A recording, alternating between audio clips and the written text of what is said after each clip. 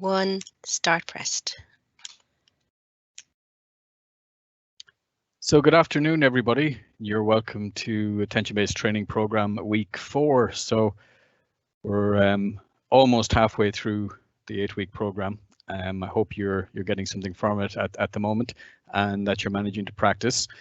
Naturally, these program timings would be shorter and shorter as we go through the programs. So in other words, so week 4, 5, 6, 7, and 8 would be shorter than the usual 1-hour program that we've had so far. The reason for that is that usually, as I've mentioned before, in the patient setting, we would normally be in a circle and I would do less and less talking as the weeks progressed.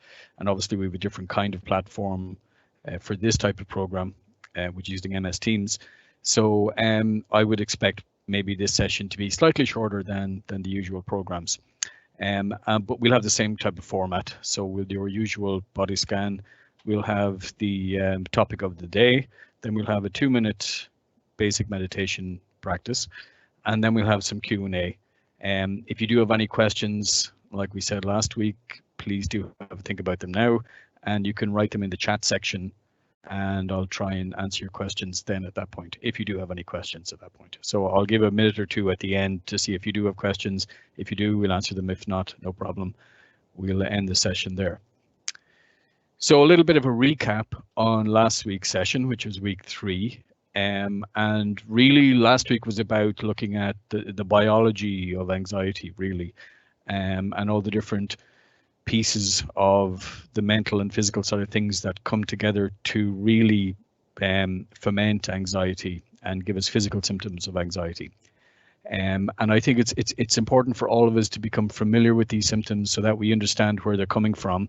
Yes, they're very real. I mean, a phrase I hear an awful lot is "it's all in your head," things like that. It's a common, popular Irish phrase, but really these mental anxieties that do generate from the mind have a real and often, sadly, lasting impact on the body. So it's important to understand where these symptoms come from, how they come about, and how we can engage something like attention-based training to at least mitigate them, if not delete them completely. We discussed urge surfing, if you remember. For me, urge surfing, I hope you've had a chance to listen to the audio file that's in your ABT folder from last week. If you don't, you can go back into the WorkVivo site and there are links to the folder there. But urge surfing, I think, can be a very powerful tool. And it's really very useful to help manage impulses. And we gave the example last week of the impulse to comfort eat, for example. But it can be impulses to do anything, really. It can also help an awful lot with pain or discomfort in any area of the body. So it's a very important practice. Now, just to remind you that the central practice of attention-based training, and we'll do a little recap and review of it in a minute, but just to remind you that the central focus of this is choosing an anchor and disengaging from thought, memories, and emotions on a moment-by-moment basis. All of these other audio files and slight tricks and tips and other types of practices like urge surfing are like satellites around this central meditative practice, if that makes sense. And urge surfing is just one of them. We also briefly went through checking behavior, which can be very common, especially during times of anxiety and discomfort. Some people are more prone to checking behavior than others. There's nothing weird and wonderful about this. It's not abnormal psychology. It's what happens to us when we want a little bit more safety around us. We want a little bit more control. But it can actually add to our anxiety, and we can use, as we discussed last week, different slight ways of modifying the attention behavior training program to address checking behavior and to try and neutralize it or keep it at bay. I'm really going to bore you to death by the end of this 8-week program by talking about your practice plans, but really it's so important in terms of making this habit sticky. So I'm going to show you these templates again. If you haven't filled these templates out, please do take some time today just to fill them out. And again, I will bore you with the facts that you will need different practice plans for different stages of the week. You need a different morning one from an evening one. You'll need a different weekend one from a week one. If you're on shift work, you'll need a different one then. And you'll also need different ones for vacation time or holiday time. Obviously, that's not an issue right now, but it will hopefully at some stage. I'm going to remind you again that your body and mind will sabotage your practice, especially during this initial nascent stage of your practice.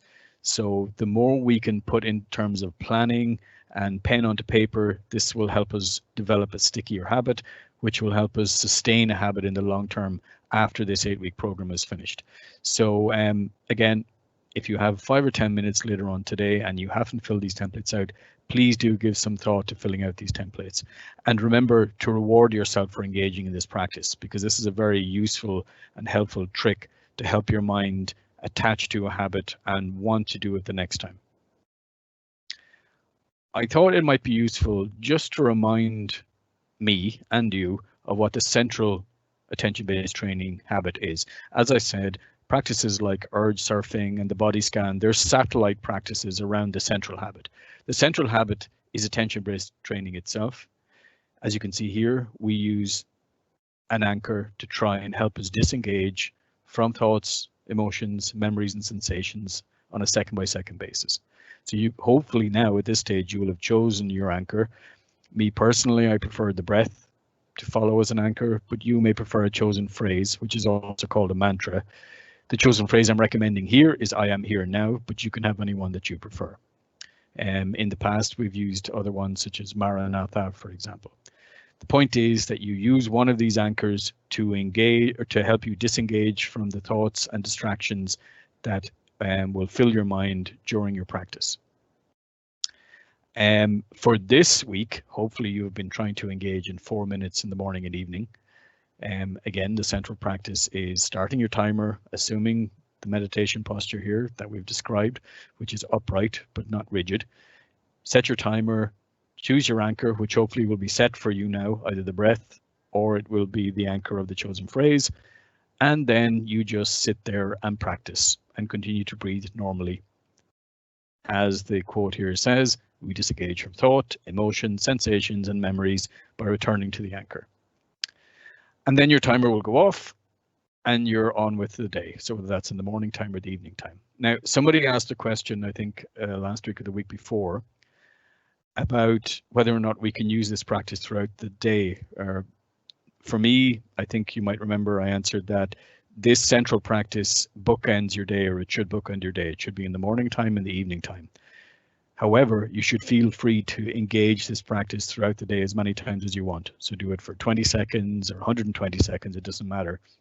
And it can be very effective to apply during the day in a difficult time. So if you're feeling anxious for whatever reason, you can engage this practice. You can give yourself some quiet time and just engage. You can also use this practice in the waiting stages of the day. So for example, if you're waiting for a kettle to boil, or when you were driving a car, you're waiting for the traffic lights to change, for example. So I just wanted to go through the basic practice again, that this is the central core. We will add a minute onto this practice as we go through, and hopefully we'll reach a time of 10 minutes morning and evening, but please feel free to engage this practice throughout the day and also use the other satellite practices when you need it. So if you're trying to resist an urge or an impulse, you can use urge surfing, for example. If your mind is troubled or your body is troubled, you can engage the body scan practice. So this is just a recap of the central core of the practice. I wanted to remind you again. So as we do at the start of every session, and we'll continue to do so until week 8, we'll practice the body scan, and we'll do a shortened version of this body scan. And as I've said to you before, body scan is a very useful practice to help us quieten the mind as best we can and maybe bring some grounding into the body, especially if we're angry or upset. If we're angry or upset, it's very hard to engage in the core meditation practice. So the body scan can be a useful precursor to this central practice. It's also very useful, again, if you've got any discomfort or pain in the body. So let's adopt the usual posture of being upright but not rigid, feet firmly planted on the ground, hands in your lap, by your side, whatever is most comfortable. Close your eyes, and we'll begin by taking a deep breath. Holding for a moment and exhaling slowly.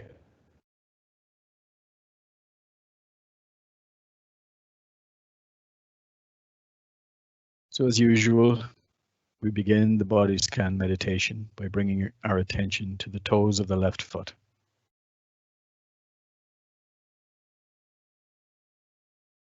We try and get a sense, if we can, of the individual toes.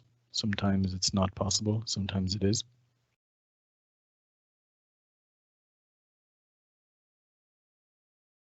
Bring your attention to the big toe on your left foot.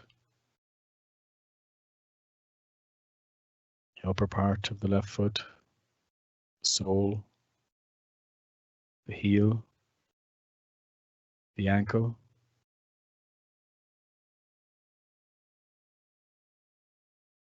Then we slowly move up through the calf muscle, the left leg. Remember, each time we reach a muscle group, we try to consciously relax this muscle.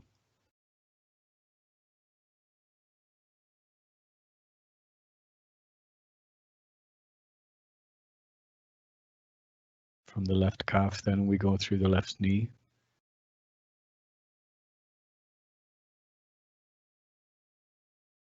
Then we move slowly up through the left thigh muscle.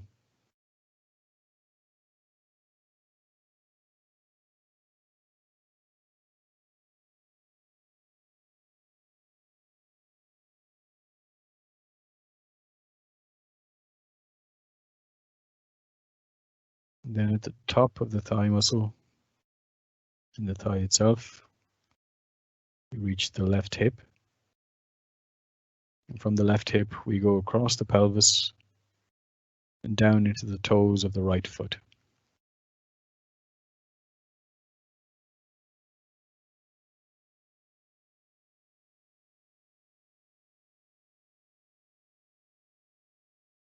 Try to get a sense of your entire right foot as one unit. From your toes to your heel and your ankle and everything in between.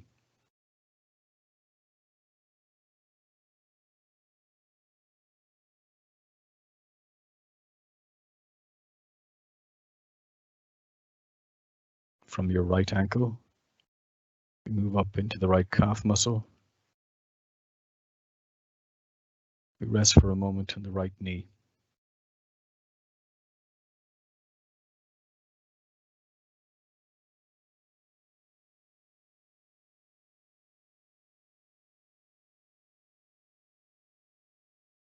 From the right knee, then, again, we pass through the large muscle groups on the right thigh, relaxing them as we go.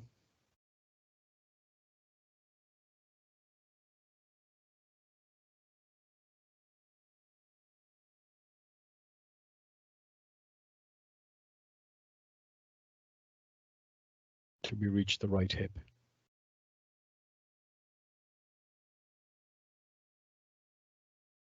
From the right hip, move around to the base of the back. So at the base of the back, we move slowly up either side of the spinal column, consciously relaxing these large muscle groups, sensing if they're tight or not, loosening them slowly as we go, till we reach the center of the shoulder blades.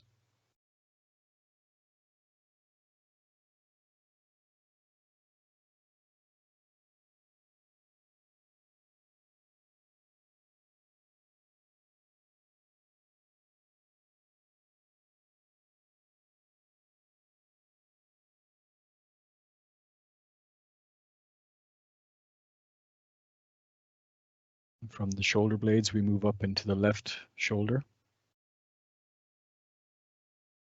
relaxing a muscle group that's often tight.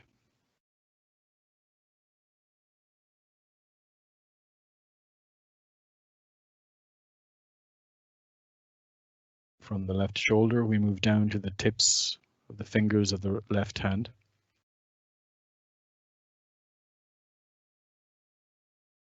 Get a sense of your fingers, the thumb on your left hand.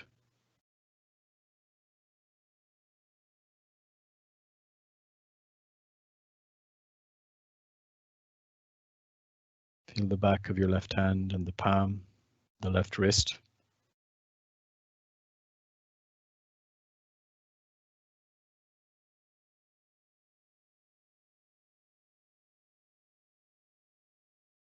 And then we move slowly into left forearm.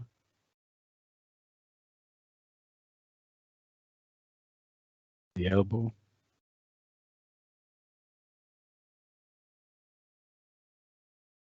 We relax the muscles of the upper left arm.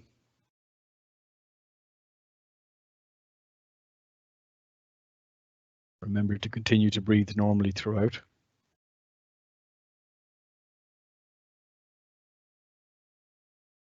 Get a sense of your whole arm as it hangs from your shoulder. It's one unit.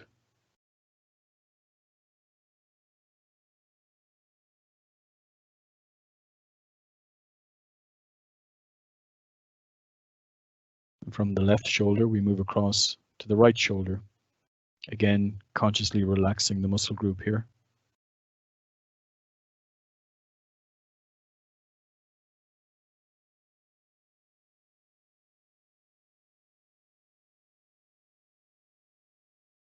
From the left shoulder, we move down into the tips of the fingers on the right hand.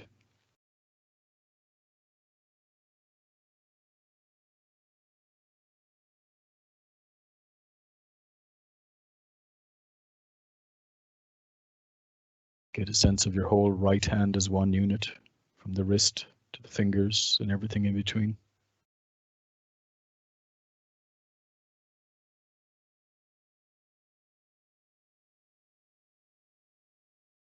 And then we move slowly up from the right wrist, the upper arm, an elbow, as we consciously relax the muscles of the upper right arm.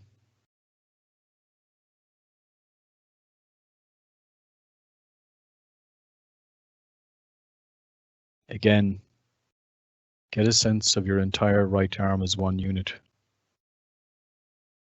as it hangs from your right shoulder.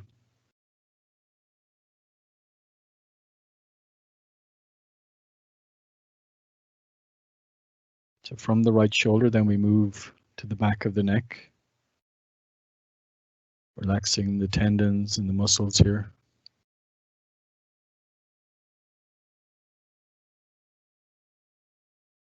From the back of the neck, we move around to the jaw.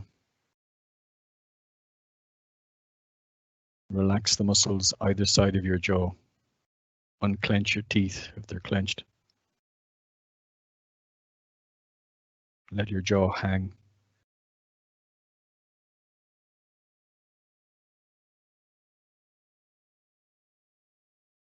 And now we move either side of the face, left and right, past your cheekbones, temples, around to your forehead, smooth it out. And then we consciously relax the muscles around the eyes.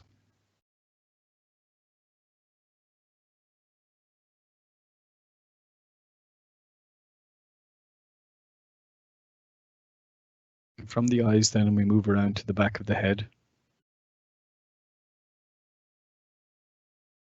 And we move slowly up toward the scalp, the top of the head.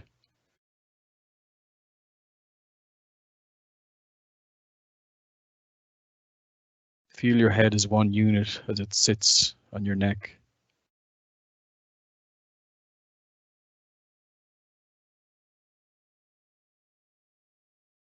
We finish the body scan by taking one large inhalation in.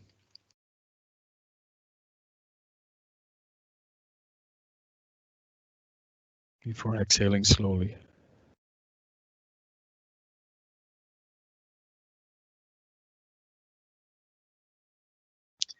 So you can open your eyes now, and we're ready to go through the main topic of today.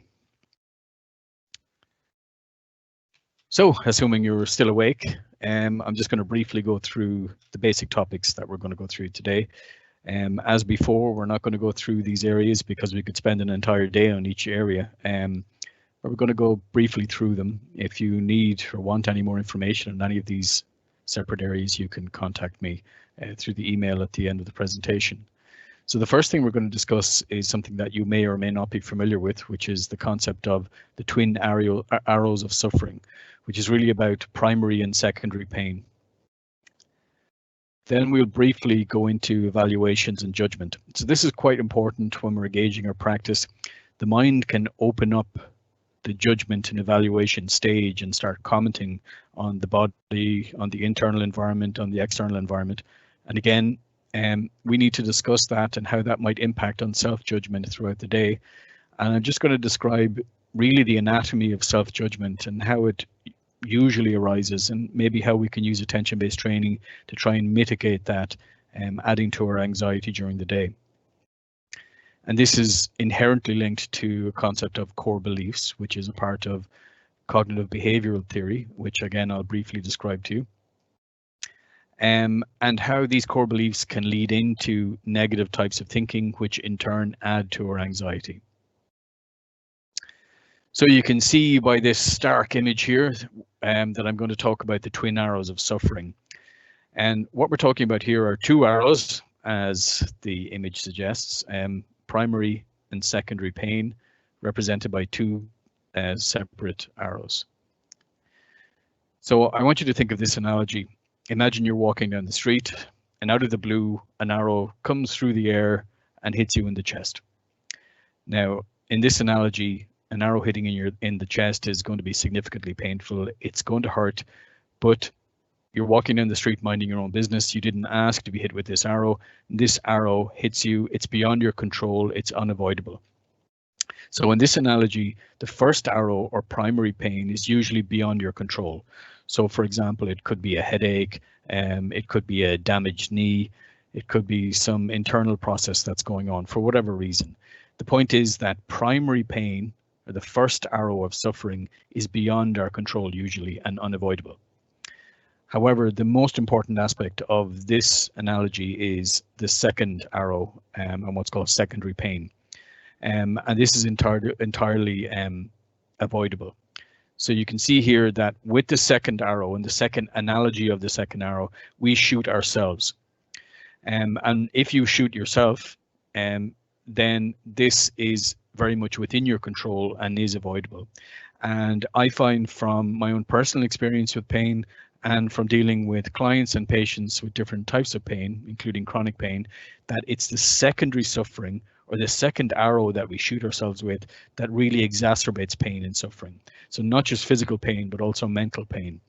So if the first arrow of suffering or primary pain is unavoidable, it can come out of the blue. We didn't ask for it. We didn't cause it. And if we can accept that that's there and it exists by itself and not caused by us, and we can certainly, and we can't do anything about it, we can certainly do something about secondary suffering and secondary pain, which we generally cause ourselves. And I'm just going to put up an example of the type of questioning that many of us engage when we're fomenting or generating secondary pain and secondary suffering. And these questions would certainly be familiar to me in terms of my own experience of pain, but I know they're very common to people experiencing many types of pain out there. So from acute pain to chronic pain. Now, the questions are related to the analogy here, but you get the idea. They can be expanded out into any type of suffering. So secondary pain, or the second arrow in the twin arrows of suffering, is usually associated with this type of questioning. So in this analogy, we get shot out of the blue as we're walking down the street, and it comes in that questioning of who shot me and why do I always get shot? And it isn't fair that people shoot me. When will the pain ever end? I don't want to be in pain. Nobody understands this pain.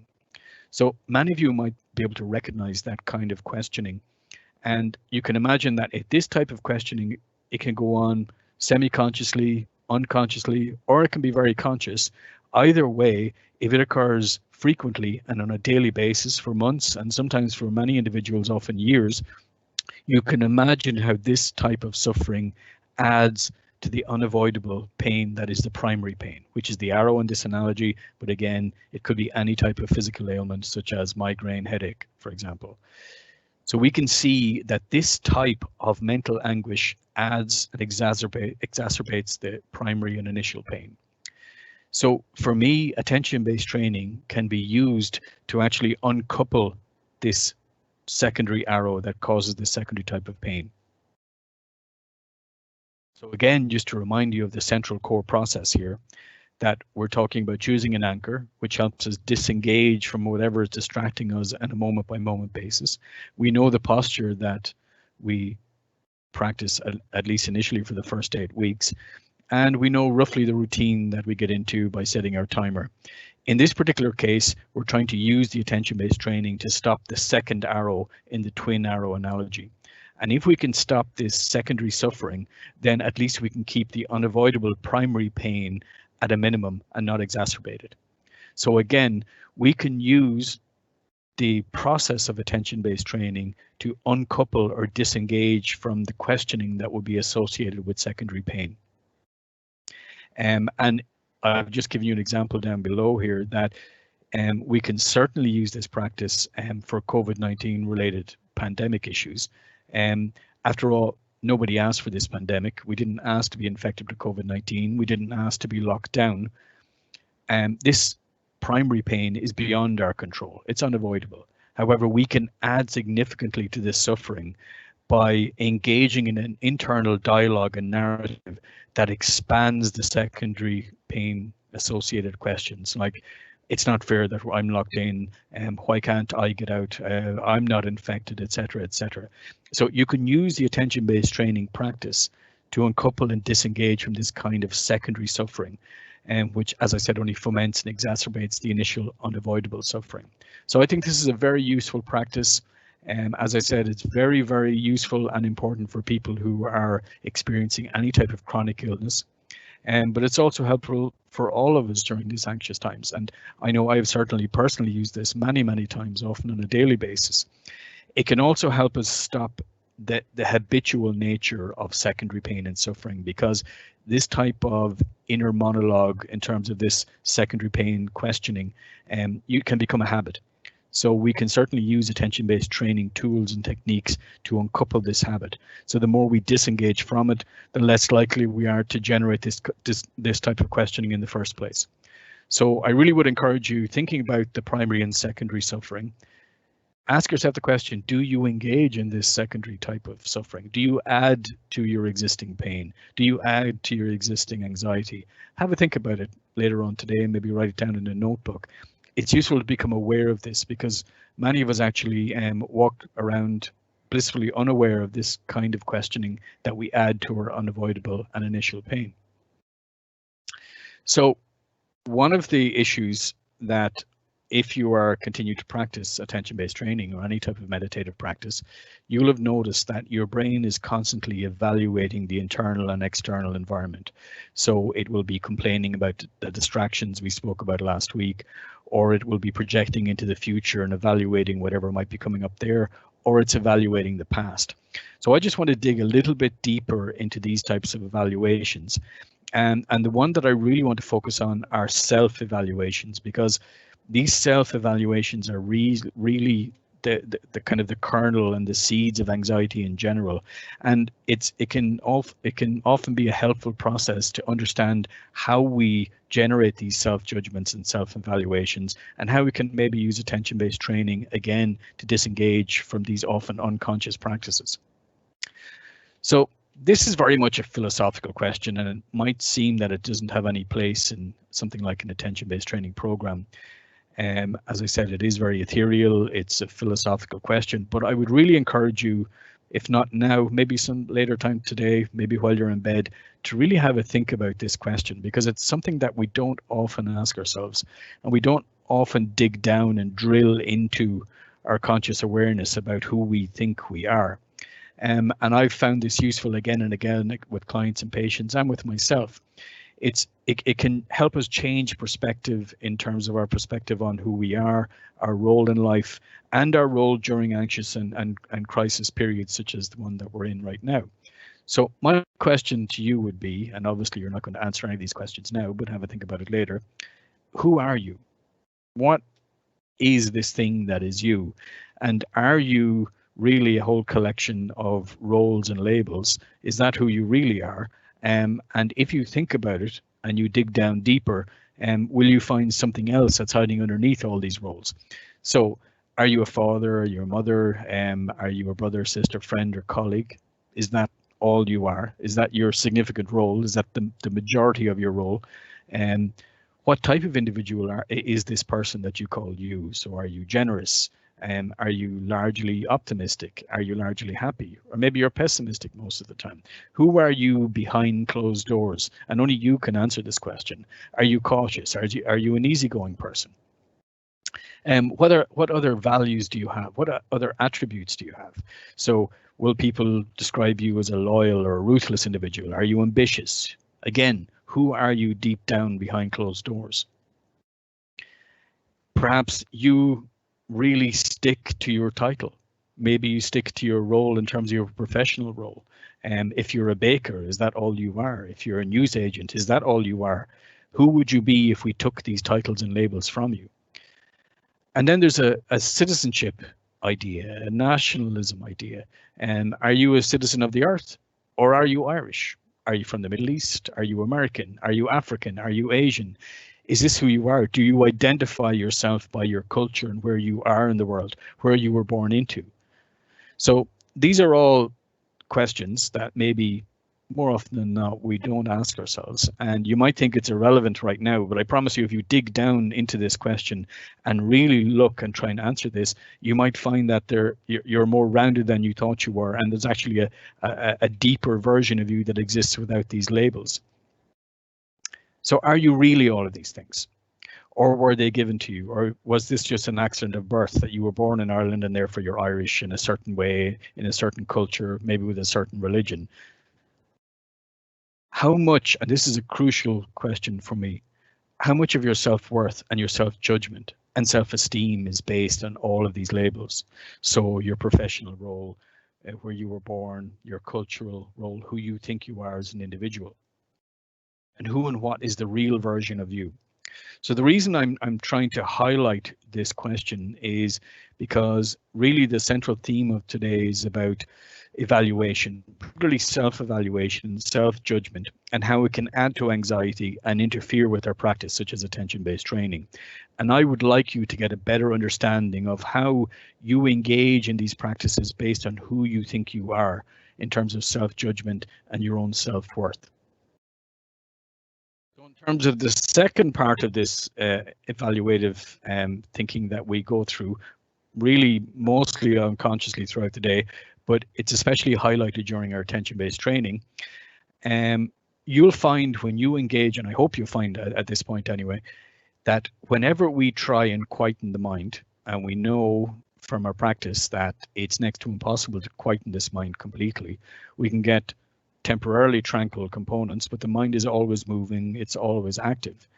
And when you sit quietly in the usual posture that we take for attention-based training, you might find and observe that your brain is constantly labeling. So I've put up the analogy here of these post-it notes.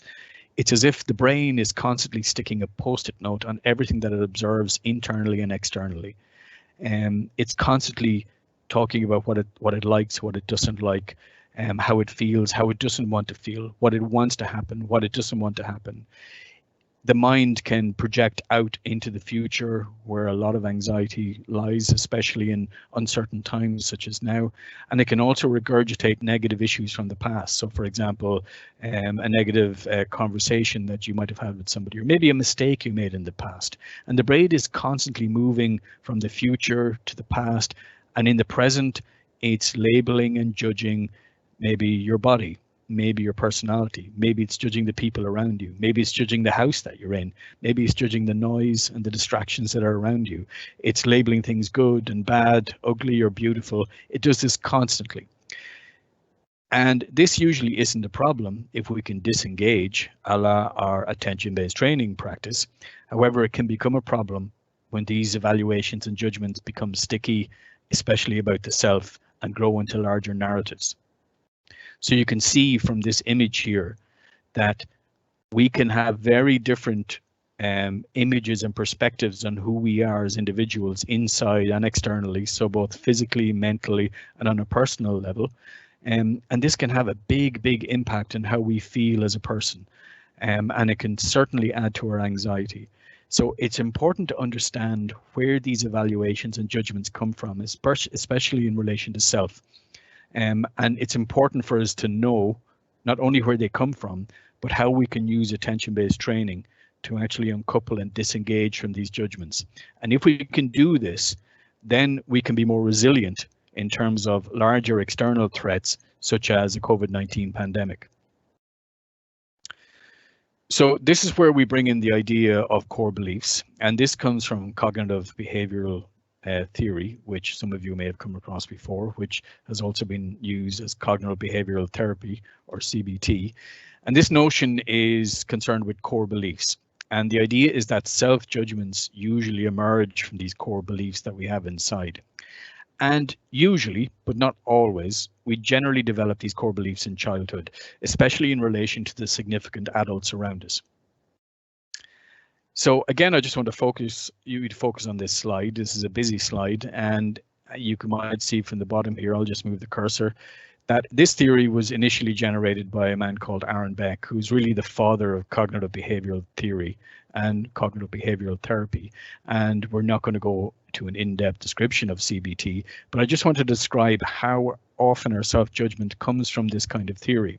So if you focus here on the left, most families, most small social human groups have a collection of commandments or core belief that may be unconscious, semi-conscious, or fully conscious. And as we're young children, we just are born into these environments and we assume that they are true and always will be true. So you have an example here on the left. Let's take a family, the Smiths. I hope there are no Smiths out there. We're not picking on you. I'm just picking a common name. And let's say the Smiths have these rules in their house. Now, again, these are not overt rules. The Smiths don't write these rules on a board somewhere and leave it in the kitchen, but these are inherent unspoken rules. So maybe the Smiths always tell the truth, for example. They always keep their promises. And they like humor, they laugh out loud, things like this. Smiths, especially the children, always listen to their parents. When we're younger, we absorb these rules and these commandments that have often come down from grandparents and then great-grandparents. So they tend to come in familial drives. And these commandments, again, usually unspoken, can form what's called core beliefs that often turn into concrete inside us and form a lot of our behavior when we become adults. And usually we don't think about them, and they're not always bad. They can really help drive us forward. They can they really can help us with strong life lessons. They can provide us with ambition and stability, and especially when they're loving and positive, they can be very helpful. And they usually last a lifetime. Now, sometimes they can be a little bit insidious and sneaky, and sometimes they can be negative. And this is what I just want to talk about here now. So let's say, for example, we have the Smiths again, and in the Smiths family, one of the core beliefs is that we always win. So in other words, Smiths always win. So we're competitive, we're ambitious, and we win. So this is a standard format that you might see of cognitive behavioral theory and therapy. And it takes the formation of a situation or an event based on core beliefs that have been acquired during childhood, for example, and how they impact on our thinking process, which in turn has an impact on our emotions, our behaviors, what can happen in our body, and then back around to our thoughts again. And these cycles can go on ad infinitum throughout our lives. So in this example, the Smiths have a core belief, which is we always win. Smiths always win. So let's say, for example, we have John Smith, and John Smith now is an adult, and John gets criticized at work. And because he has absorbed this core belief that the Smiths always win, he might take criticism badly, or at least worse than his colleagues around him. And this might lead to a negative thought that might pop up, such as, for example, I'm not good enough. And this kind of thinking, which, as we know from our attention-based training practice, won't always just take the form of one thought. We'll have multiple thoughts that are in a cascade and add to a domino effect of huge narratives that have a central theme. So this central theme will be criticism, lots of thinking around I'm not good enough in this particular example. And this type of thinking, as we saw from the biology of stress last week, can have a significant impact on our emotional well-being. In this case, let's say John Smith feels anxious and a sense of worthlessness in terms of his self-esteem. And this leads to a physical response, as we discussed last week. And a behavioral response, which is most important. And this behavior might be something like John avoiding work because he doesn't want to get criticized again. He doesn't want a mistake. So you can see how the core belief has fused with the situation, which has impacted thinking, subsequently emotions, and then behaviors. And then this leads to more bodily sensations, such as we discussed last week with the impact of adrenaline, which can decrease appetite, for example. And these cycles can move on and around again and lead to further thoughts and greater narratives, such as I'll never be good enough. So you can imagine if you're engaging this kind of thinking and your inner world, which is largely anxious, such as the one we're in now, maybe some of this thinking might be familiar to you, and this can exacerbate current anxieties. So again, we can use attention-based training to help us stop these cycles moving around ad nauseum. Just like the domino analogy that we had at the start in week 1, we can use attention-based training techniques to really disengage from this first thought, which is I am not good enough. So it doesn't matter what the original core belief is. It doesn't matter what the situation is, such as criticism. If we can use attention-based training to stop this cycle turning, then we can bring down the anxiety. We can have an impact on the emotions because they won't develop as strongly without this critical thinking generating into large narratives. And then this can consequently have an impact on the behavior, and which has an impact on the body sensation, as we discussed last week. So we know that attention-based training from research and empirical evidence can actually have an impact on the stress response in the body. So again, this is just an example of how evaluation during practice or during the average day-to-day going about of any human being can interact with core beliefs that we've acquired during childhood, which subsequently can filter into how we think about ourselves. And we can use attention-based training on a daily basis to help derail this kind of negative thinking. So again, just to summarize here, this is our practice. We set our timer for however many minutes. If this cyclical thinking is going on, let's say we've just been criticized, we can spend 60 seconds just practicing our attention-based training program to uncouple and disengage this kind of thinking, which stop this cycle turning. Okay, so that's the end of the general topics for today. Again, we just had a little bit of a dip here into evaluations and different theories that underpin self-judgment, which can impact on self-esteem. That's the tip of the iceberg, as I'm sure you'll imagine, in terms of these theories. If you do want to read any more about that, feel free to contact me through my email. But for now, we're going to practice our usual 2-minute attention-based training. Again, just to reiterate, this is the core of our training. The other satellite practices, such as urge surfing, for example, are just that, satellite practices. Our central practice is attention-based training, and that's what we're going to do right now. So again, we adopt the usual upright position, not rigid, just gently upright. Feet firmly planted on the ground. Hands on your lap or by your side. Close your eyes. And we usually start by taking a deep inhalation and a slow exhalation.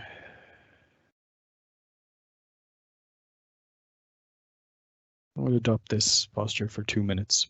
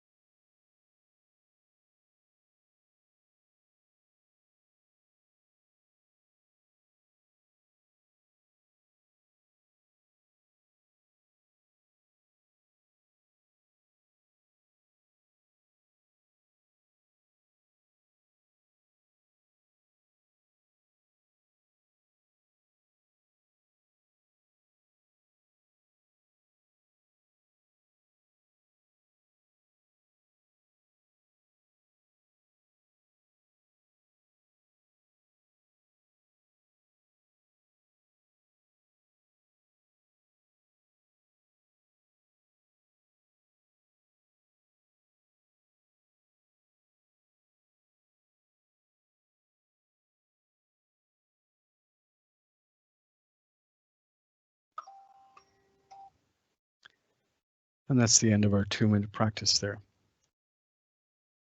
So just to recap on what we need to do this week in terms of our practice regimen, we're going to increase from 4 minutes to 5 minutes. So again, it's 5 minutes of attention-based training in the morning, 5 minutes in the evening, and you can do micro practices throughout the day as you need them if you wish. So for 60 seconds or 2 minutes, however long you need it. But the goal this week is to have 5 minutes of practice morning and evening. And again, if your practice isn't concreted yet, then I would urge you to go back to the practice plan templates and just have a go at how to remove the barriers and increase the facilitators to your practice.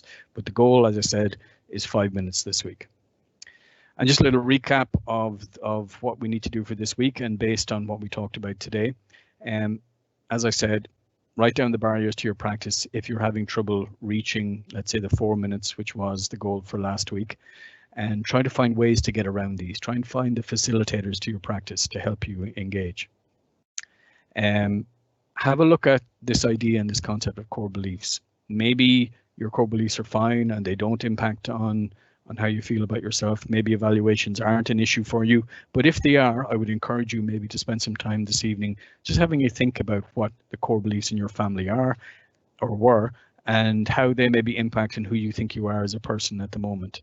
And just do a little bit of an NCT on yourself to see if any of these things and modes of thinking contribute to your current anxiety, if you do have current anxiety.